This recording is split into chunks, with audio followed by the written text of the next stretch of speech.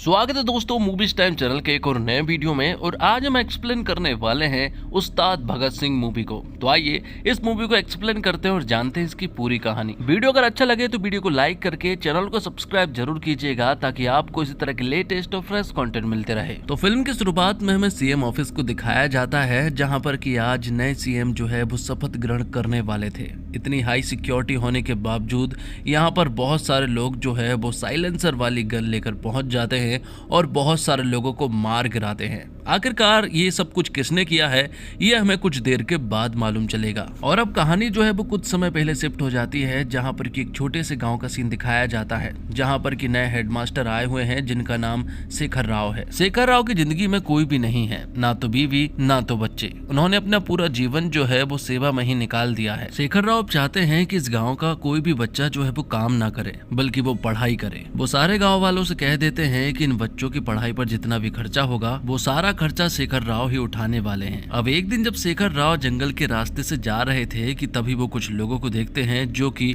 हाथी पर काबू कर रहे थे। वो उसे मारना चाहते थे और फिर उसे बेचना भी, लेकिन वो लोग शेखर राव की बात नहीं मानते बल्कि वो शेखर राव को ही बुरी तरह से पीटने लगे थे कि तभी यहाँ पर एक छोटा सा लड़का आता है और वो उन सारे बंदों को मजा चखा देता है। इस तरह से शेखर राव की मुलाकात उस छोटे से बच्चे से होती है। शेखर राव उसके बारे में पता करते हैं तो मालूम चलता है कि इसका कोई नाम नहीं है, मतलब कि असली नाम तो नहीं है और ना ही उसके माता पिता है। इसलिए शेखर राव चाहते हैं कि अब ये स्कूल में पढ़े और माता पिता की जगह पर शेखर राव खुद का नाम लिखवा देते हैं। तो आगे हम देखते हैं कि वो छोटा सा बच्चा स्कूल में पढ़ने लगा था। वो काफी होशियार था, लेकिन तभी उसने एक घटना घटते हुए देखी और वो यहाँ के एक आदमी को बुरी तरह से पीट देता है, क्योंकि उस बंदे ने खाने बनाने वाली औरत को छेड़ दिया था और उसके साथ वो बदतमीजी भी कर रहा था। इसे देखते हुए उस बच्चे ने उस बंदे को बुरी तरह से पीटा, लेकिन जब ये बात शेखर राव को मालूम चली तो शेखर राव यहाँ उस बच्चे पर गुस्सा होते हैं। लेकिन उस बच्चे ने शेखर राव को बताया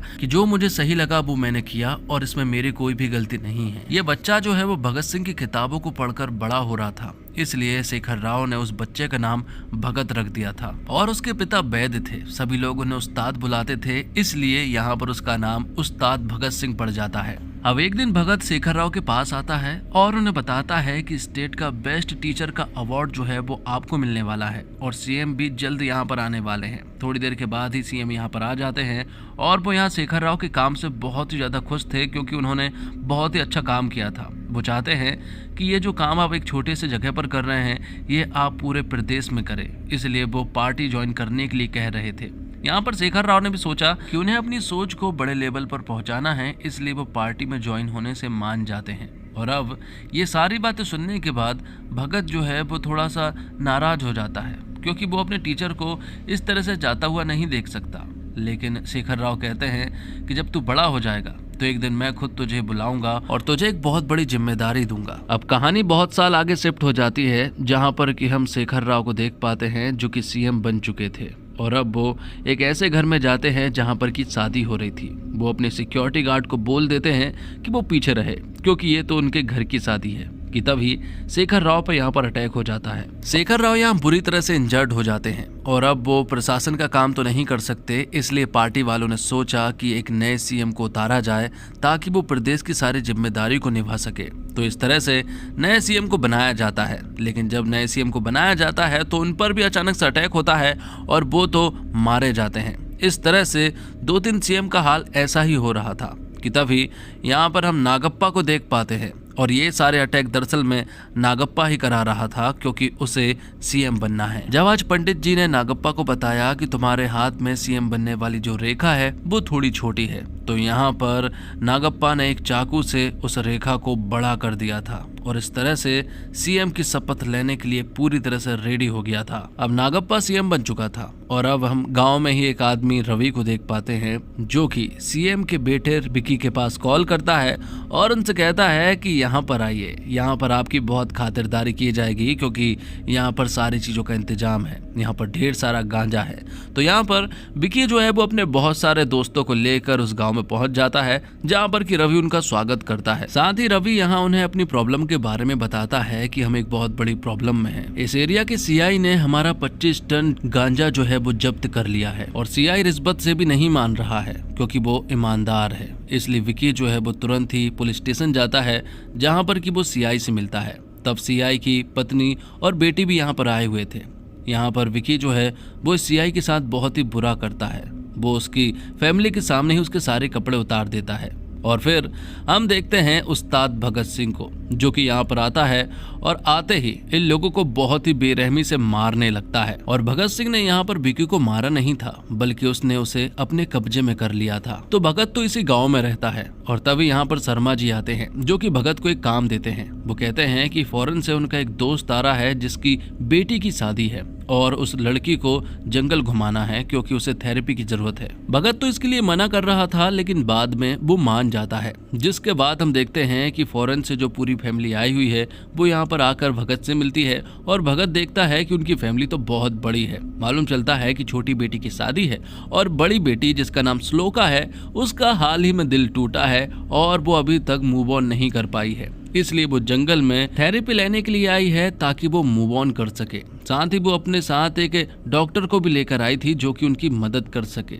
लेकिन वो डॉक्टर थोड़ा सा पागल किस्म का आदमी है, उसे ज्यादा नॉलेज है नहीं और उस्ताद भगत सिंह बस उनकी बातें सुनता जा रहा था। आगे हम देखते हैं कि रवि गायब था और अब सीएम का यहाँ रवि के पास कॉल आता है और वो उसे विकी के बारे में पूछते हैं। लेकिन रवि बताता है कि विकी तो उसके पास आया था, लेकिन वो तो सीआई के पास गांजा लेने के लिए चला गया, उसके बाद उसका कोई भी अता पता नहीं है। ये बात सुनकर सीएम हैरान था कि आखिरकार उसका बेटा विकी कहाँ गया। दूसरी तरफ श्लोका को छोटी छोटी बातों पर अपने एक्स बॉयफ्रेंड गोपी की याद आती है और इसलिए वो यहाँ पर फायर थेरेपी लेते हैं। वो गोपी की सारी फोटोज जला रहे थे और शायद इसी वजह से श्लोका का मूव ऑन हो जाए, लेकिन ऐसा नहीं होता है और उस्ताद भगत सिंह उनका ये सारा पागलपन देख रहा था। आगे हम देखते हैं कि अब हद हो चुकी थी, बहुत दिन हो चुके थे और विकी का कोई भी अता पता नहीं था। इसलिए सीएम फिर से रवि के पास कॉल करते हैं। रवि बताता है कि उसे सचमुच ही विकी के बारे में कुछ भी नहीं पता है। तब सीएम को समझ आ गया था कि कोई ना कोई प्रॉब्लम तो है जिस प्रॉब्लम में विकी फंसा हुआ है। इसलिए वो मियाँ भाई की मदद लेते हैं जो कि बहुत बड़े गुंडे हैं और मियाँ भाई यहाँ बगदादी के पास कॉल करते हैं जो कि एक बहुत बड़े टेररिस्ट हैं और उससे कहा जाता है कि वो पूरे जंगल को चेक करे क्योंकि वहाँ पर विकी भाई को किसी ने किडनैप कर रखा है। बगदादी जो है वो बहुत ही क्रूर आदमी है, वो किसी पर भी रहम नहीं करता है। तो वहीं दूसरी तरफ हम देखते हैं उस्ताद भगत सिंह को, जिसने विकी को ऐसे सुनसान जगह पर रखा हुआ था जहाँ पर कि कोई भी नहीं पहुँच सकता है। इसी जगह पर पुलिस भी आती है और बगदादी के लोग भी आते हैं, लेकिन उन्हें तो विकी कहीं भी नजर नहीं आता है। और यहाँ उस्ताद भगत सिंह जो है वो श्लोका के एंटरटेनमेंट में लगा हुआ था। अब बगदादी अपने स्पेशलिस्ट को उस जगह पर भेजता है ताकि वो विकी के बारे में पता कर सके। बगदादी को फिरोज से बहुत उम्मीद है क्योंकि फिरोज ने उसे कभी भी निराश नहीं किया है। आगे हम देखते हैं कि श्लोका जो है वो वाटर थेरेपी लेने के लिए आई थी, लेकिन अब उस्ताद भगत सिंह का दिमाग खराब हो रहा था क्योंकि ये सारी चीजें बहुत दिन से चली आ रही है। वो उनसे कहता है कि इस तरह से तुम्हारा मूव ऑन नहीं हो सकता है। सबसे पहले तो वो उससे उसकी स्टोरी पूछता है। तो यहाँ श्लोका बताती है कि वो गोपी नाम के बंदे से प्यार करती थी। वो सोशल मीडिया पर मिले थे, लेकिन जब दोनों को प्यार हुआ तो मालूम चला कि दरअसल में गोपी जो है वो गे है और वो मेरे भाई के लिए मेरे पास आया था। ये सारी बातें सुनने के बाद भगत बहुत हंसता है और कहता है कि तुम एक ऐसे बंदे के लिए रो रही हो जो कि गे है, और सच बताऊं तो अगर वो गे नहीं भी होता ना तब भी तुम्हें उदास रहने की जरूरत नहीं पड़ती क्योंकि वो तुम्हें डिजर्व नहीं करता है। और ये टाइम उदास रहने का नहीं है बल्कि पार्टी करने का है। और सच बताऊं तो तुम इतनी खूबसूरत हो कि तुम्हें कोई भी मिल सकता है। यहाँ पर भगत जो है वो श्लोका को बहुत सारी बातें समझाता है और ये सारी बातें सुनने के बाद श्लोका को समझ आया कि भगत बिल्कुल सही बोल रहा है। जिसके बाद हम देखते हैं रवि को, जिसके पास फिरोज आ चुका था क्योंकि उन्हें रवि पर ही शक है कि वो विकी के बारे में ठीक से नहीं बता रहा है। तब रवि यह बताता है कि दरअसल में विकी जो है वो सीआई के पास गया था। तब यहाँ फिरोज सीआई के पास जाता है और उनसे विकी के बारे में पूछता है, लेकिन वो शुरुआत में तो कुछ नहीं बताते हैं, लेकिन बाद में उन्होंने सब कुछ बता दिया था कि दरअसल में एक उस्ताद भगत सिंह नाम का बंदा आया था और उसने सभी को मारकर विकी को अपने साथ लेकर चला गया। जब उन्हें उस्ताद भगत सिंह के बारे में मालूम चला तो लोगों ने रिसर्च की और फिर उन्होंने श्लोका को किडनैप कर लिया। जब उस्ताद भगत सिंह को मालूम चला कि श्लोका को किडनैप कर लिया गया है तो यहाँ पर उस्ताद भगत सिंह जो है वो सरेंडर कर देता है और विकी अब आसानी से रिहा हो चुका था। ये बात मियाँ भाई को भी मालूम चल चुकी थी और मियाँ भाई बहुत खुश थे। मियाँ भाई देखना चाहते हैं कि आखिरकार ये घिनौना काम किसने किया था। और जब वीडियो कॉल पर ही मियाँ भाई को उस्ताद भगत सिंह का चेहरा दिखाया जाता है तो यहाँ पर मियाँ भाई जो है वो हैरान रह चुका था। उसके हाथ पैर कांपने लगे थे और वो यहाँ पर विक्की से कहता है कि तुरंत यहाँ से चले जाओ वरना वो सभी को मार डालेगा। तो वहीं हम देखते हैं कि रवि दरअसल में एक रेंजर ऑफिसर है और वो भी यहाँ उस्ताद भगत सिंह के साथ मिला हुआ है। यहाँ मालूम चलता है कि भगत की ये सारी प्लानिंग थी ताकि वो विक्की को जंगल में ला सके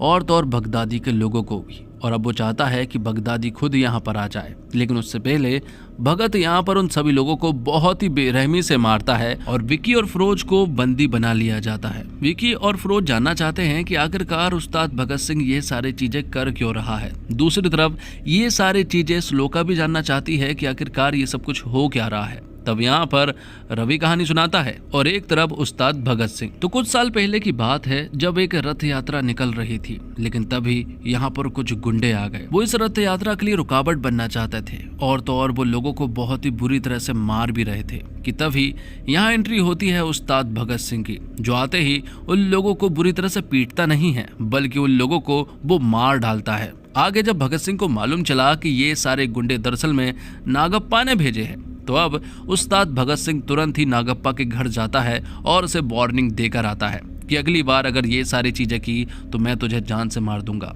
नागप्पा कहता है कि वो जल्दी सीएम बनने वाला है इसलिए उससे अच्छे से बात करे, लेकिन यहाँ उस्ताद भगत सिंह कहता है कि अगर तू सीएम बन भी जाएगा ना तब भी वो उसका कुछ नहीं उखाड़ पाएगा। तो वहीं दूसरी तरफ हम देखते हैं चंद्रशेखर राव को, जो कि सीएम थे तब उन पर गोली नहीं चली थी। तो यहाँ उस्ताद भगत सिंह यहाँ सीएम राव से मिलने के लिए आए हुए थे और मालूम चलता है कि उस्ताद भगत सिंह इस एरिया का एसीपी है और वो बहुत ही अच्छा काम कर रहा है। आगे हम देखते हैं कि जिस तरह से उस्ताद भगत सिंह ने नागप्पा को वार्निंग देकर आया है उसे देखते हुए नागप्पा का बड़ा बेटा सीनू जो है वो पुलिस स्टेशन आ जाता है और वो यहाँ पर उत्पात मचाने लगता है। वो कहने लगता है कि किसमें इतनी दम आ गई है जो मेरे बाप को वार्निंग दे सके, लेकिन उस्ताद भगत सिंह को कोई फर्क नहीं पड़ता। वो यहाँ पर सीनू को ही बुरी तरह से पीट देता है। अब अगले सीन में हम देखते हैं एसीपी उस्ताद भगत सिंह को, जिसे एक इंटेल प्राप्त होती है कि अली फजल जो है वो एक ऐसे इलाके में है जहाँ पर कि कोई भी नहीं जा सकता है, लेकिन यहाँ उस्ताद भगत सिंह को कोई फर्क नहीं पड़ता है। वो उस इलाके में पहुंच जाता है जहाँ पर कि बहुत सारे लोग मौजूद थे और पहली बार मियाँ भाई और भगत सिंह का आमना सामना हुआ था। यहाँ पर भगत कहता है कि मुझे सिर्फ और सिर्फ अली फजल चाहिए है, मुझे तुम लोगों से कोई भी मतलब नहीं है। लेकिन मियाँ भाई कहता है कि अली फजल जो है वो अभी हमारे साथ है, वो हमारा दोस्त है, इसलिए तुम अभी उसका कुछ भी नहीं बिगाड़ सकते हो। तब भगत यहाँ के बहुत सारे लोगों को बहुत ही बुरी तरह से पीटता है और तो और मियाँ भाई को भी शूट कर देता है। ये देखकर मियाँ भाई के लोग जो है वो हैरान रह चुके थे, क्योंकि उन्होंने बिल्कुल भी नहीं सोचा था कि वो मियाँ भाई को इस तरह से गोली मार देगा। और अब वो कहता है कि मुझसे पंगा लेने की कोई जरूरत नहीं है और अब वो अली फजल को अपने साथ ले जाता है। और अब जो मियाँ भाई हॉस्पिटल में था उसके पास नागप्पा का कॉल आता है और वो मियाँ भाई से कहते हैं कि अली फजल को किसी भी हालत में जेल से निकलवाना होगा वरना वो हमारे बारे में सब कुछ उगल देगा। तभी नागप्पा को याद आता है कि काशी ब्रदर्स के अलावा ये काम तो कोई कर ही नहीं सकता। काशी ब्रदर्स बहुत ही खतरनाक लोग हैं जो कि किसी पर भी रहम नहीं करते हैं। अगर उन्हें कोई काम मिलता है तो वो बहुत ही क्रूरता के साथ करते हैं और अली फजल को छुड़ाने का काम भी उन्हें ही मिला है। यहाँ पर भगत सिंह को भी काशी ब्रदर्स के बारे में मालूम चल चुका था कि ये लोग अली फजल के ऊपर अटैक करने वाले हैं। अब आगे हम लीला नाम की लड़की को देख पाते हैं जो कि पीजी कॉलेज में रहती है और तो और वो एक रेडियो पर आरजे भी है और उसे अपने सपनों के राजकुमार का इंतजार है। आज यहाँ कन्या राशि वालों के लिए कहा गया है कि आज उनका राजकुमार मिलेगा। तो वही उस्ताद भगत सिंह को एक बात मालूम चलती है कि काशी ब्रदर्स में से एक भाई जो है वो यहीं कहीं घूम रहा है और उन्हें मारने का ऑर्डर दे दिया जाता है। तब काशी ब्रदर्स को मारने की पूरी कोशिश की जाती है, लेकिन काशी ब्रदर्स यहाँ से पीजी कॉलेज के अंदर घुस जाता है जहाँ पर कि उस्ताद भगत सिंह पहुँच चुके थे। उस्ताद भगत सिंह यहाँ पर अब उसे किसी भी हालत में मारना चाहता है। भगत यहाँ सारे रूम में घुसकर सारी लड़कियों से कह देता है कि बाहर मत निकलना क्योंकि यहाँ पर एक टेररिस्ट है। आगे हम देखते हैं कि लीला के कमरे में ही वो मौजूद है और उसने लीला की फ्रेंड पल्लवी की गर्दन पर चाकू भी रखा हुआ है। लेकिन तभी यहाँ पर उस्ताद भगत सिंह आ जाता है और वो उस बंदे को शूट करके जान से मार देता है। और अब यहाँ पर लीला और भगत की पहली बार मुलाकात होती है और उसे देखकर समझ आ जाता है कि कन्या राशि का आज योग बिल्कुल सही है, उसे उसका राजकुमार मिल गया है। आगे हम देखते हैं कि लीला से एक छोटी सी गलती हो जाती है। वो आरजे है, इसलिए वो रेडियो पर बहुत सारे लोगों को बताती है कि काशी ब्रदर्स का जो भाई पकड़ा गया है वो मेरी वजह से पकड़ा गया है। मैंने ही पुलिस को बताया था और मैंने ही उसका डटकर सामना भी किया है। और इसी वजह से अब लीला जो है वो उस्ताद भगत सिंह के पास जाती है और उनसे कहती है कि उसने ये सारी चीजें रेडियो पर बोल दी है और अब उनका कॉल मेरे पास आया था और उन्होंने मुझसे कहा है कि अगले 72 घंटे में हम तुम्हें मार देंगे। ये सुनकर लीला डर जाती है क्योंकि उसे समझ आ गया था कि जो भी उसने किया है उसमें उसकी बहुत बड़ी गलती है। तो यहाँ पर उस्ताद भगत सिंह उसे बहुत चिल्लाता है और कहता है कि अब तुम्हारी जान को बहुत ज्यादा खतरा है, किसी भी वक्त तुम्हारे ऊपर अटैक हो सकता है, इसलिए मुझे ही तुम्हें प्रोटेक्ट करना पड़ेगा और 72 घंटे तक मैं तुम्हारे साथ रहूंगा। तो अब जहाँ भी लीला जाती है यहाँ भगत जो है वो हमेशा उसके साथ रहता है। 24 घंटे गुजर चुके थे लेकिन लीला के ऊपर अभी कोई भी अटैक नहीं हुआ था। यहाँ भगत ने उसे पब भी लेकर गया था लेकिन वहां भी उसके ऊपर कोई अटैक नहीं हुआ। इसी तरह से 48 घंटे गुजर चुके थे और अब लीला और भगत के बीच में अच्छी खासी बॉन्डिंग हो जाती है। इसलिए यहाँ पर एक पॉडकास्ट किया जाता है जहाँ पर कि भगत अपने बारे में बहुत सारी बातें बताता है। लेकिन आगे हम देखते हैं कि लीला जो है वो भगत से प्यार करने लगी थी। हर एक जगह वो बस भगत का ही चेहरा देख रही थी। तो अभी भी 72 घंटे पूरे नहीं हुए थे लेकिन भगत को सीएम ऑफिस में काम आ जाता है, इसलिए वो लीला के प्रोटेक्शन के लिए चूड़ी मार्केट में नहीं पहुंच पाता है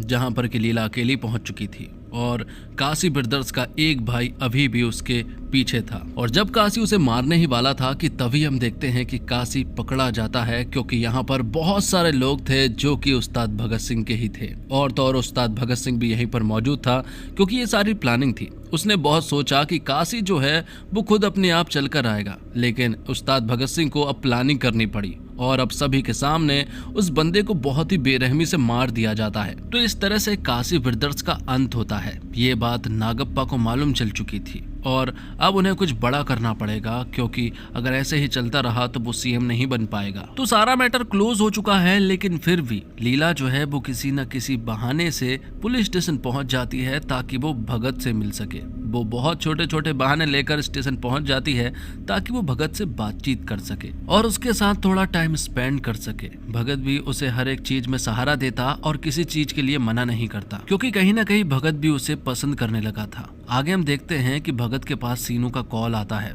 और वो कहता है कि जिस लड़की से तेरा लफड़ा चल रहा है उस लड़की को हमने उठा लिया है और अब शायद तू उसे बचा नहीं पाएगा। ये सुनने के बाद भगत तुरंत ही दौड़ा हुआ जाता है और मालूम चलता है कि लीला के कमरे में लीला थी ही नहीं, उसके कमरे में पल्लवी थी और वो पल्लवी को लीला समझकर अपने साथ उठा ले गए। और अब यहाँ उस्ताद भगत सिंह पल्लवी से मिलता है। वो उससे पूछता है कि क्या हुआ था। तब पल्लवी सारी चीजें बताती है। पल्लवी ने बताया कि उन्होंने मुझे कमरे से घसीटते हुए लेकर आए जिसके बाद उन्होंने मेरे सारे कपड़े उतार दिए और उन्होंने वो सब कुछ किया जो कि मैं सपने में भी नहीं सोच सकती थी। आज मुझे खुद पर औरत कहने पर भी डर लग रहा है। और तो और उन लोगों ने पल्लवी को बहुत ही बुरी तरह से पीटा भी था। ये सारी बातें सुनने के बाद उस्ताद भगत सिंह हैरान था। वो मीडिया के सामने कहता है कि अगले 24 घंटे के अंदर वो उसे मार देगा। अब भगत तुरंत ही नागप्पा और सीनू के पास जाता है। यहाँ भगत को बहुत अच्छे से मालूम है कि ये काम सीनू का है, इसलिए वो कहता है कि मैं इसे अरेस्ट कर अपने साथ ले जाना चाहता हूँ या फिर मैं इसे यहीं पर मार दूंगा।